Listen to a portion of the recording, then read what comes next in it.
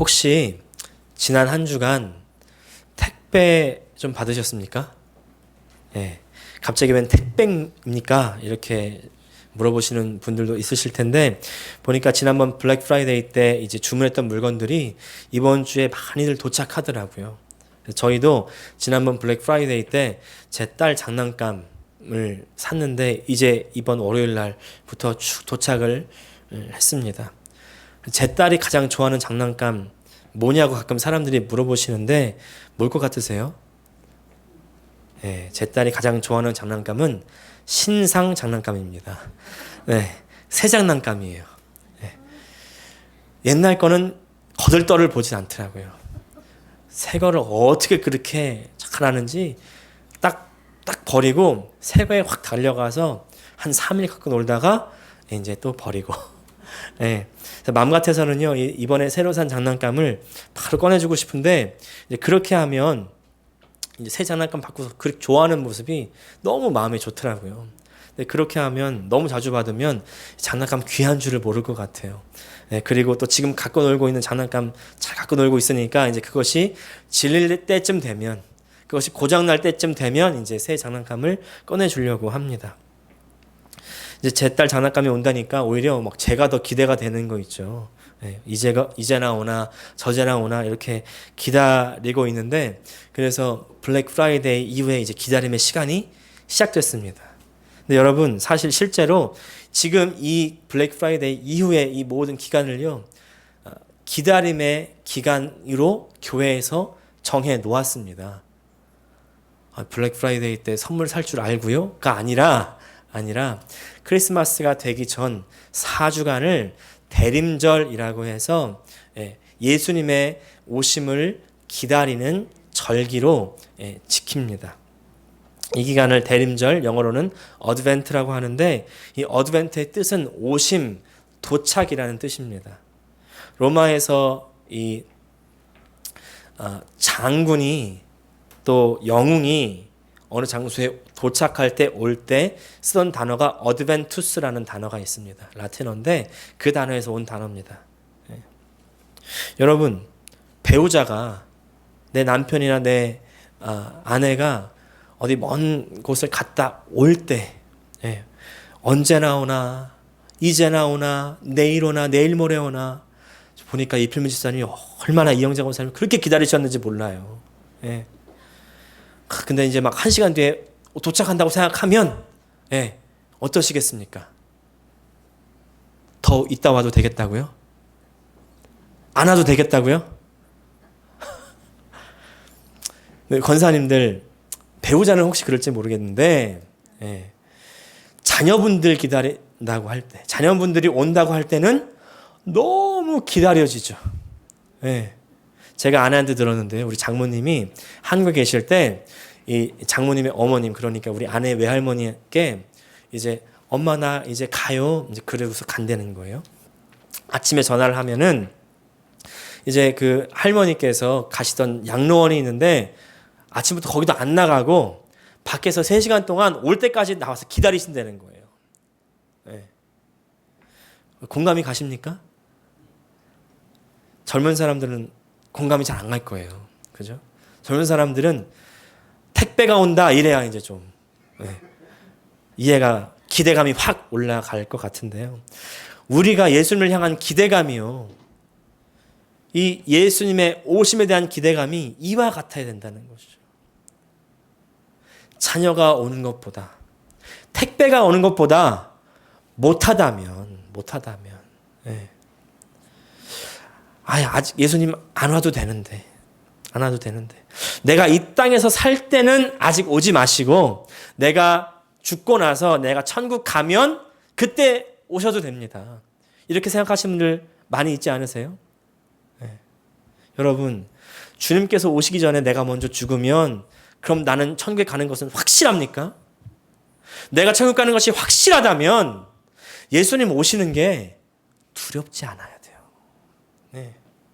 예수님 오심을 기다릴 수 있어야 됩니다. 오늘 말씀에요, 그 해답이 있어요. 왜 예수님 오시는 게 두려워야 돼요? 그럴 필요가 없어요. 오늘 본문은요, 우리가 정말 잘 아는 그 계시록의 그것도 가장 마지막 부분입니다. 그러니까 성경의 마지막 결론이에요. 계시록에 대한 많은 말들이 있고 많은 해석들이 있고 많은 책들이 있지만, 그러나 실제로 우리가요, 요한계시록 자체를, 성경을 잘 읽어본 사람은 많이 없습니다. 그냥 계시록에 대한 말들을 전해 들을 뿐이죠. 그렇기 때문에 오해가 많은 거예요. 여러분, 그래서 계시록 하면 내 마음 가운데 떠오르는 단어가 혹시 무엇입니까?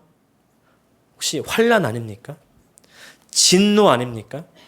심판 아닙니까? 네. 또 휴거?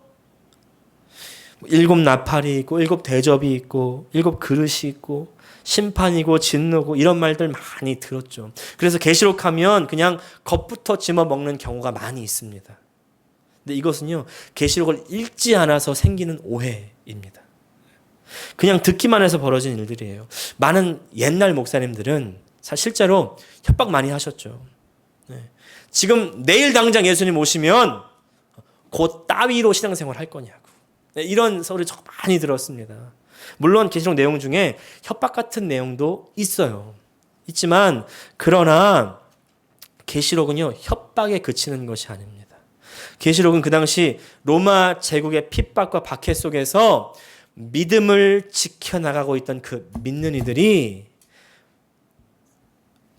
실망하지 않도록, 좌절하지 않도록, 낙심하지 않도록 위로하고 격려하고 소망을 주기 위해서 쓰인 글이라는 것을 우리가 먼저 알아야 될 필요가 있습니다.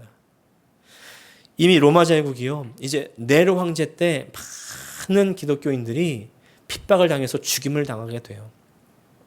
그 이후에도 베스파시안 황제 큰 핍박을 가하고요. 그때 예루살렘도 파괴되고 베드로와 바울도 로마에서 순교합니다. 얼마나 믿는 사람들이 겁이 났겠습니까? 그렇죠? 그리고 나서 도미티아누스라는 황제가 이제 황제가 됐어요.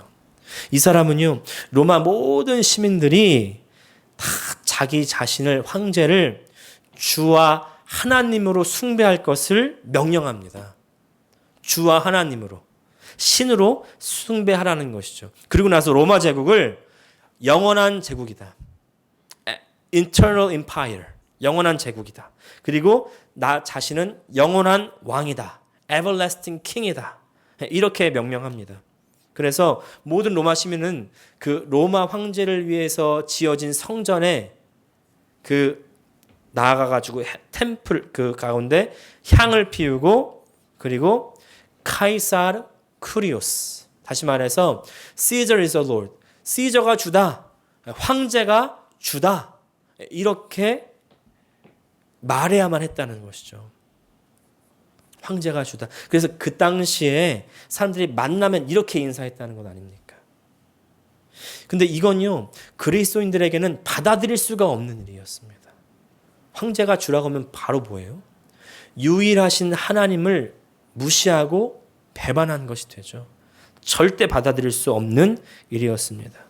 그래서 황제 숭배를 거부한 이 사람들은요, 잡혀가거나 고문을 당하거나, 또 아니면요, 콜로세움 같은 그 경기장에서 짐승의 밥이 되었고, 이게 이제 무서운 사람들은 도망가서 어디로 가요? 카타콤, 네린쿠유, 이런 지하로 숨어 들어가게 되는 것이죠. 거기서 믿는 이들이 하나님의 나라를 기다립니다. 2주 전에 말씀드렸죠. 천둥이 치면 이제 하나님 나라 오십니까? 이제야 임하십니까? 그렇게 마라나타 기다렸다는 거예요. 근데 기다려도 하나님의 나라는 오지 않는 겁니다. 언제나 올까? 이제나 올까? 내일 올까? 내일 모레 올까? 지금 이 핍박이 끝이 나지 않는 그런 상황 가운데 절망하게 되고 계속되는 박해 가운데서 믿음을 떠나게 되는 사람들이 속출하게 되는 거죠. 근데 그럴 때에 예수님께서 요한을 통해 계시해 주십니다. 요한계시록 1장 1절 말씀 같이 읽겠습니다. 시작. 예수 그리스도의 계시라, 이는 하나님이 그에게 주사 반드시 속히 일어날 일들을 그 종들에게 보이시려고 그의 천사를 그 종 요한에게 보내어 알게 하신 것이라. 이게 다른 누구의 계시가 아니라 예수님께서 직접 요한에게 주신 계시라는 겁니다. 첫 문장부터 확실하게 짚고 넘어가시죠. 그리고 그 다음 뭐예요? 반드시 속히 일어날 일이라는 거예요. 반드시 꼭 아주 확실하게 일어나는 일이다. 그리고 속히 일어나는 일이다. 반드시 속히 일어나는 일이 무엇입니까? 하나님의 심판도 있고 진노도 있고 환난도 있는데 그러나 반드시 속히 일어나는 일 바로 예수님께서 다시 오신다는 겁니다. 예수님께서 다시 오신다. 우리 12절 말씀 상반절 다시 읽겠습니다. 시작. 보라 내가 속히 오리니. 내가 속히 오리니. 예수님께서 하시는 말씀이에요. 내가 속히 온다. 우리 신앙생활 하면서 많이 놓치는 부분 중에 하나가 바로 이 부분 아닙니까? 예수님께서 속히 오신다는 사실을 우리는요 간과하고 있어요. 예수님께서 다시 오신다고는 그러는데 어제도 안 오셨고 오늘도 안 오셨고 내일도 안 오시겠지. 우리가 이렇게 스스로 속이면서 삽니다. 그죠? 예수님 나 죽을 때까지는 아마 안 오실 거야. 스스로 속이는 거예요. 우리가 이 속임에서 벗어나야 될 줄 믿습니다. 예수님 반드시 오시고요. 속히 오십니다. 속히 오신다. 자, 예수님께서 속히 오신다고 말씀하는데 지난 수요일입니다. 우리 교회에서 베레타니아 쪽으로 내려가다 보면 차 타고 운전을 내려가다 보면 거기 새로 지은 아파트가 있어요. 유니버시티 그 기숙사입니다. 거기 1층에 많은 새로운 상점들이 많이 생겼어요. 어느 날 보니까 그 어느 상점 앞에 줄을 서 있는 겁니다. 뭔가 봤더니 Raising Canes라고 써 있고 거기에 Chicken Finger라고 써 있는 거예요. 뭔가 엄청나게 맛있는 게 들어왔나 보다. 항상 너무 먹고 싶었는데 이필문 집사님 이제 집에 모셔다 드리고 오면서 시간이 조금 나서 이제 제가 거기에 이제 이때다. 기회는 이때다. 그래가지고 이제 음식을 산 겁니다. 근데 이제 저 혼자는 잘 안 사 먹어요. 그래서 2개를 사가지고 아내한테 전화합니다. 여보, 점심 먹지 말고 나 빨리 갈 거야. 금방 갈 거야. 먹지 말고 기다려. 먹지 마. 그래서 빨리 갈 거야. 무슨 말이죠? 기다리라는 거죠. 기다리라. 기다려. 나 금방 가니까 같이 밥 먹자. 이런 뜻 아닙니까? 예수님께도 똑같으시죠. 내가 속히 오리라. 무슨 말이에요? 나 기다려. 나 기다리라는 말 아닙니까? 나 좀 기다려. 기다리라는 뜻이에요. 사랑하는 여러분, 우리 예수님 기다리고 있습니까? 아니면 기다리는 척하고 있습니까? 네. 예수님께서 마태복음 24장과 25장에 마지막 때에 대해서 직접 예언하시는 장면이 나옵니다. 마지막 때에 대한 많은 비유들이 나오는데 24장 45절부터 51절까지는 이 주인이 돌아오는 것을 기다리는 악한 종에 대한 비유예요. 주인이 종에게 자신의 재산을 맡기고 출타했습니다. 그 재산을 가지고 집 사람들에게 때를 따라 양식을 나눠주라고 합니다. 주인이 올 것을 기다리는 지혜로운 종이라면 주인이 올 때까지 주인의 말대로 잘 행동했을 텐데 이 기다리지 못했던 종은요, 동료들을 때리고 술 친구들과 함께 더불어 먹고 마셨다고 했습니다. 주인의 재산을 마음대로 써버리고 주변 사람들을 막대한 거예요. 성경은요, 이 기다리지 못했던 종을 악한 종이라고 결론을 내립니다.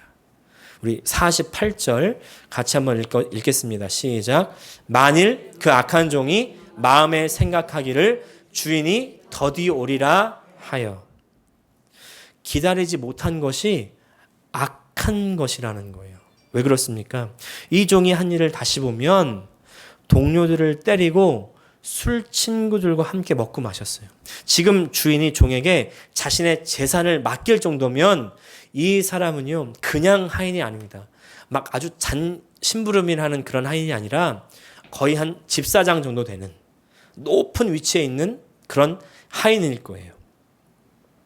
그래서 이런 종류는요, 어느 정도 힘이 있습니다. 자신의 재량껏 할 수 있는 그런 재량이 있어요. 그래서 사람들에게 너의 재량껏 사람들에게 잘 양식을 나눠주고 사람들을 보살펴라 이렇게 명령을 하고 간 것이죠. 그런데 이런 종이 주인이 가고 집에 돌아온다고는 하는데 한 달이 지나도 안 오고 6개월이 지나도 안 오고 1년이 지나도 안 오니까 이제 마치 자신이 주인이 된 것처럼 착각하는 겁니다. 그러니까 다른 종들에게 함부로 하고 주인의 재산을 자기 재산으로 착각하고 자기 마음대로 자기 정욕과 욕심대로 써버린 것이죠. 여러분 잘 들으시기 바랍니다. 그래서 중점은요. 자기 마음대로 생각했다는 거예요. 자기 마음대로 산 겁니다. 그것이 악하다는 거예요. 지혜로운 종은 주인의 말대로 움직였습니다. 주인이 지금 안 보인다고 주인의 위치에 올라가 버린 종, 겉으로는 그냥 기다리지 못하는 것 같은데 그 내면에 보면 결국 자기가 자기의 주인이 되어서 행동하는 그런 악한 죄가 있다는 겁니다. 그래서 기다리지 못하는 것이 악하다는 것이죠. 정말 기다리는지 아니면 기다리는 척하는 건지 이거는요 우리의 행동을 보면 알 수 있습니다. 행동을 보면. 그래서 오늘 본문 요한계시록 22장 12절 하반절에 예수님께서 계시하시죠. 10장 하반절 12절 하반절 같이 읽겠습니다. 시작. 내가 줄 상이 내게 있어 각 사람에게 그가 행한 대로 갚아주리라. 행한 대로 갚아주리라. 기다리면서 지혜로운 종처럼 주인의 말씀대로 살았으면 상이 있지만 그러나 악한 종처럼 내 마음대로 살면 벌이 있다는 겁니다. 또 14절 말씀 또 읽겠습니다. 시작. 자기 두루마기를 빠는 자들은 복이 있으니 이는 그들이 생명나무에 나아가며 문들을 통하여 성에 들어갈 권세를 받으려 함이로다. 두루마기를 빠는 자들을 언급하십니다. 요한계시록에서 옷은요 우리의 행실을 의미합니다. 행실. 요한계시록 19장 8절을 보니까 빛나고 깨끗한 세마포 옷을 입은 이 성도들의 옳은 행실이다 이렇게 얘기해요. 옷을 빤다. 다시 말해서 자기의 행실을 빤다는 것은 무슨 말일까요? 그 행실을 예수 그리스도의 보혈로 씻는다는 거예요. 사랑하는 여러분, 여기 우리 가운데 아무도 우리의 의로운 행실 가지고 하나님 앞에 나갈 사람 없습니다. 천국은요, 우리가 의로워서 가는 것이 아니라 천국은요, 죄를 회개하기 때문에 가는 것임을 기억하시기를 바랍니다. 죄가 없어서 천국 가는 것이 아니라 죄를 씻어야 천국 갈 수 있다는 거예요. 이것이 우리 신앙생활의 기본입니다. 우리 아침에 일어나면 어디부터 가죠? 화장실부터 가죠. 세수합니다. 머리도 감고 샤워합니다. 그렇게 하루를 살아야 되는 것처럼 매일매일 우리가 우리의 영혼을, 우리의 행실을 예수 그리스도의 보혈로 씻어야만 우리가 영적으로 살아갈 수 있을 뿐만 아니라 마지막 날에 천국에 들어갈 수 있는 줄을 기억하시기를 바랍니다. 그럼 누가 계속해서 죄를 씻을 수 있을까요? 누가 계속 나의 옷을 빨 수 있을까요? 먼저 보혈을 의지해야 되고요. 두 번째는요, 내 행위, 내 말, 내 삶을 계속해서 점검하셔야 돼요. 점검하는 사람만이 옷을 빨 수가 있습니다. 나를 점검하고 나서 그 다음에 할 게 있죠. 우리 17절 말씀 같이 읽겠습니다. 시작. 성령과 신부가 말씀하시기를 오라 하시는도다. 듣는 자도 오라 할 것이요 목마른 자도 올 것이요 또 원하는 자는 값없이 생명수를 받으라 하시더라. 오라는 겁니다. 오라는 거예요. 성경에서 말씀하고 있는 궁극적인 메시지가 있는데 그것은 바로 오라는 겁니다. 회개가 뭐예요? 돌아오는 것입니다. 하나님께서는 계속 우리를 돌아오라고 부르세요. 오늘도 빗나가고 엇나간 부분으로부터 돌아오라는 겁니다. 계속 돌아오라고 말씀하시는 그 음성이 여러분 들리십니까? 들리세요? 들리셔야 돼요. 기다리는 신앙에 있어서 가장 중요한 것은 이 성령의 오라는 음성에 순종하는 겁니다. 사랑하는 여러분, 이 성령의 음성을 들으시기를 축복합니다. 지금 들으실 수 있어야 돼요. 지금 들으시고 예배 끝나고 집에 가서 오후에도 들으시고 저녁에 자기 전에 들으시고 내일 아침에 일어나서 계속해서 들으시기를 축복합니다. 매일 들으셔야 돼요. 그리고 듣고 오라는가 보다. 근데 나는 몸이 피곤하네. 힘드네. 말을 안 듣네. 지금 피곤하고 힘들어서 못 가면 그날 예수님이 다시 오시는 그때 우리는 갈 수 없어요. 지금 오라고 할 때 와야 됩니다. 지금 오라고 할 때 가야지 마지막 때 갈 수 있습니다. 지금 안 가면 그때 갈 수 없어요. 우리 신앙은 어제의 신앙이 아닙니다. 1년 전의 신앙이 아니에요. 10년 전의 신앙이 아닙니다. 지금 right now. 지금의 신앙입니다. 지금의 신앙. 내가 옛날에 좋았던 신앙. 내가 새벽 기도를 며칠을 하고 내가 금식을 며칠을 하고 내가 예배를 몇 년을 다녔고 나왔고 내가 목사고 내가 장로고 내가 권사고 다 필요 없습니다. 내가 직분이 없어도 내가 믿은 지 얼마 되지 않았어도 하나님께서 오라고 할 때 갈 수 있으면 그때 가는 거예요. 아무리 목사 할아버지라도요. 지금 오라고 할 때 못 가면 못 가는 겁니다. 그 오라는 메시지가 어디 있어요? 내 삶이 하나님 말씀대로인지 아닌지 내가 하나님의 말씀대로 살고 있는지 아닌지 점검할 수 있는 기준이 바로 여기에 있습니다. 여기에 있어요. 하나님 말씀 안에 있는 겁니다. 18절과 19절 또 읽겠습니다. 시작. 내가 이 두루마리의 예언의 말씀을 듣는 모든 사람에게 증언하노니 만일 누구든지 이것들 외에 더하면 하나님이 이 두루마리에 기록된 재앙들을 그에게 더하실 것이요 만일 누구든지 이 두루마리의 예언의 말씀에서 제하여 버리면 하나님이 이 두루마리에 기록된 생명나무와 및 거룩한 성의 참여함을 제하여 버리시리라. 왜 이 성경의 마지막 중에서도 계시록 이 제일 마지막 장에서 하나님 말씀을 언급하십니까? 우리가 붙들어야 되는 것은요, 결국 하나님 말씀입니다. 모든 것은 다 이 하나님 말씀 안에 있습니다. 내가 좋아하고 원하는 것만 하고 내가 싫어하고 힘든 것 빼고 안 하는 그런 사람들은요. 오늘 이 말씀에서 거룩한 성에 참여함을 제하여 버리시리라. 기억하시기를 바랍니다. 다 살아야 돼요. 다 살아야 돼요. 다 살으려면 뭐가 있는지부터 알아야죠. 뭐가 있는지부터. 뭐가 없는지를 알아야 되고 뭐가 있는지를 알아야 되고. 그래서요. 2020년부터는 우리가 모든 성도가 성경을 하나하나 차근차근 다 읽어 나갈 겁니다. 읽어 나갈 거예요. 우리가 말씀을 붙들지 않으면 재앙입니다. 재앙이에요.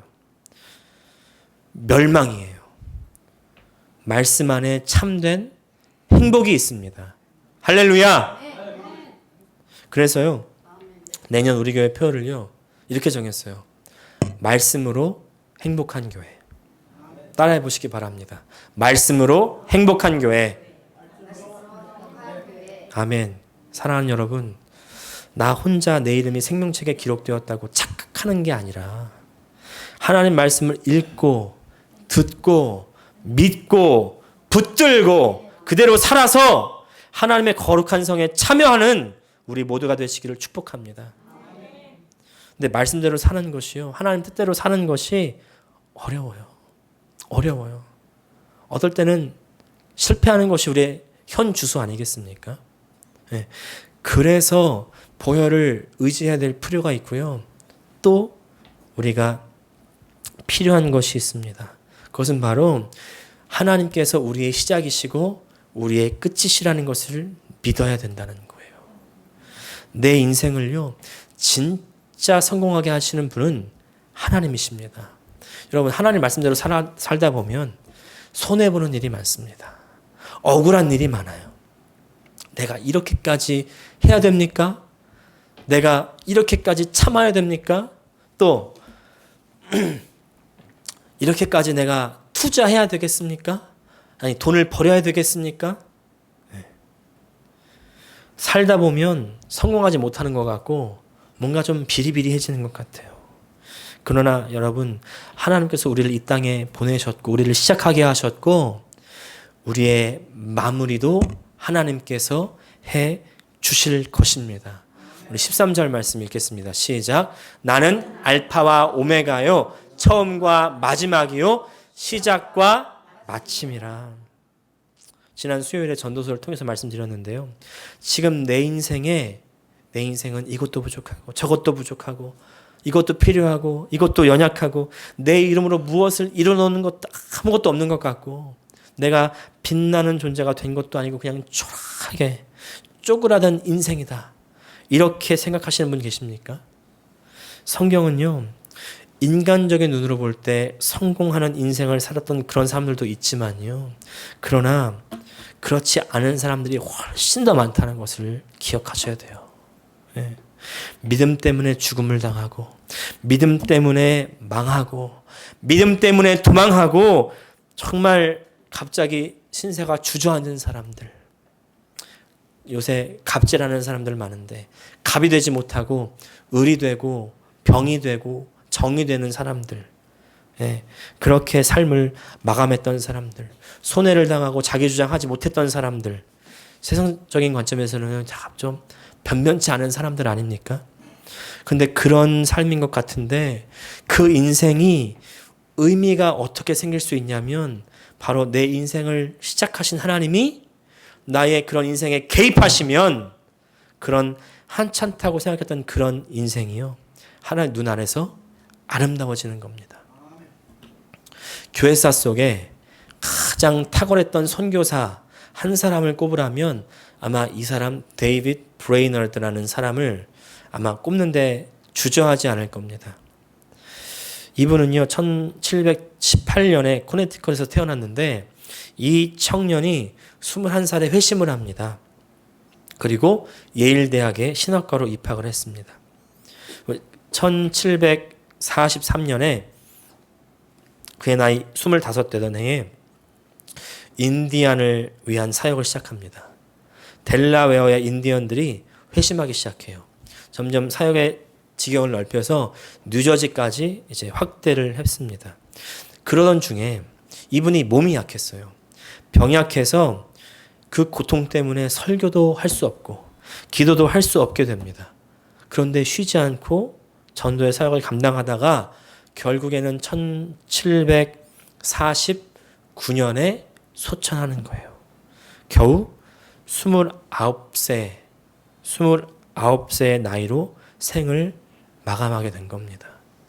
네. 47년인데 47년 29세의 나이로 삶을 떠났다면 꽃이 채 피어보지도 못하고 그냥 져버린 삶 아니겠습니까? 뭔가 시작하려다가 그냥 꺾어진 삶. 요새 말로 미생 같은 삶. 그런 삶 아니겠습니까? 그런데 왜 많은 사람들이 이 사람을 최고의 선교사라고 손가락을 꼽을까요? 이분이요, 사역하시면서 일기를 썼습니다. 매일 일기를 써요. 근데 이분이 쓴 일기를 그 당시에 함께 만났던 미국의 대각성 부흥 운동을 일으켰던 이 조나단 에드워드라는 이 분하고 목사님하고 만났는데 이분이 일기를 봤더니 너무 은혜가 충만한 겁니다. 그래서 허락을 받고 이 일기를 책으로 편찬을 했습니다. 데이비드 브레이너드의 생애와 일기라는 책인데 이 일기 속에는 연약함 가운데 병으로 죽어가면서 하나님과 나눈 기도, 또 대화, 슬프고 어려운 가운데 마음을 토로하고 하나님과 어떻게 동행했는지가 나와 있는 거예요. 이 책이 많은 사람들에게 읽히게 됩니다. 이 책 통해서 존 웨슬리가 회심하게 되고요. 또 위대한 선교사라고 하는 윌리엄 캐리가 내가 선교사가 돼야 되겠다. 또 예전에 창끝이라는 그런 영화 제가 소개해드렸던 그 주인공의 짐 엘리엇이라는 선교사도 이 책을 읽고서 내가 선교사가 되어야 되겠다. 많은 사람들, 많은 미국인들을 다시 일으켜서 그 마음 가운데 불을 주고 하나님의 일로 뛰어들게 했던 사람이 바로 데이비드 브레이너드라는 선교사라는 거예요. 네. 인간적인 눈으로 봤을 때는 이 데이빗 브레이너드의 삶은 시작하다가만 삶인 것 같은데, 근데 그가 주님과 동행했을 때 그의 삶을 시작하게 하신 하나님이 그의 삶이 그 마친 이후에 더욱 아름답게 해 주시는 것입니다.